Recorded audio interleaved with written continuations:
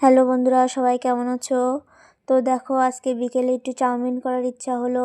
তো এখানে আমি জল গরমটা বসিয়ে দিচ্ছি, তার সঙ্গে একটু লবণও দিয়ে দিয়েছি। তো জল গরমটা হয়ে গেছে, তাতে একটু সাদা তেল দিয়ে দিলাম। সাদা তেল দেওয়ার পরে চাউমিন আর ম্যাগিটা দিয়ে দিলাম, তারপর একটু নেড়ে নিলাম। তো দেখো, এখানে সিদ্ধ হয়ে গেছে। এবার চাউমিনটা নামিয়ে নিয়ে ধুয়ে নেব। তো দেখো, এখানে চাউমিনটা আমি নামিয়ে নিয়েছি, ধুয়েও নিয়েছি। আর এদিকে বিনস, গাজর, পেঁয়াজ, কাঁচা লঙ্কা কেটে নিয়েছি, 4টে ডিমও নিয়েছি। আর দেখো, এদিকে গ্যাসটা ধরিয়ে দিয়ে কড়াইটা বসিয়ে দিয়েছি। কড়াইটা গরম হয়ে গেছে, একটু সাদা তেল দিয়ে দিলাম ডিমটা ফ্রাই করার জন্য। তো দেখো, আমি পরপর 4টে ডিম দিয়ে দিচ্ছি। ডিমটা দেওয়ার পরে একটু লবণও দিয়ে দিলাম। তারপরে লবণটা দেওয়ার পরে একটু ভালো মতো নেড়ে চেড়ে নিচ্ছি। তো নেওয়ার পরে দেখো, ভাজা হয়ে গেছে।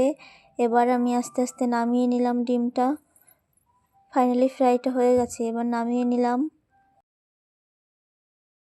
তো দেখো, আবারও আমি কড়াইটা বসিয়ে নিয়ে তাতে একটু সাদা তেল দিয়ে দিয়েছি। তো সাদা তেলটা আস্তে আস্তে গরম হোক। তো দেখো, তোমাদের দাদাভাই ভিডিও করতে করতে আমাকেও একটু দেখিয়ে দিল। আর এদিকে তেলটা গরম হয়ে গেছে, আমি এতে বিনস, গাজরটা দিয়ে দিচ্ছি। বিনস, গাজরটা দিয়ে একটু নেড়ে চেড়ে নিচ্ছি। আর বিনস, গাজরটা সিদ্ধ হওয়ার জন্য একটু ঢেকে দিলাম। তো ফাইনালি দেখো, সিদ্ধ হয়ে গেছে।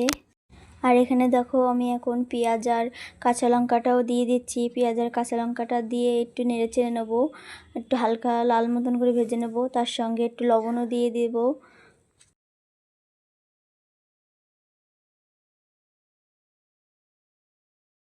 তো লবণটা দিয়ে একটু ভালো মতো নেড়ে চেড়ে নিচ্ছি।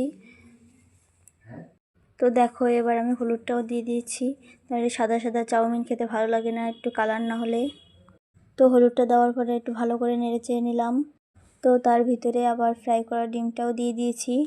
এবার ভালো করে নেড়ে চেড়ে তার ভিতরে চাউমিনটাও দিয়ে দেবো। তো চাউমিনটা আমার ছোটো জায়গায় রাখার জন্য জমাট বেঁধে গেছে। তো দেখো, ফাইনালি চাউমিনটা হয়ে গেছে। তা কেমন কালার হয়েছে অবশ্যই বলবেন।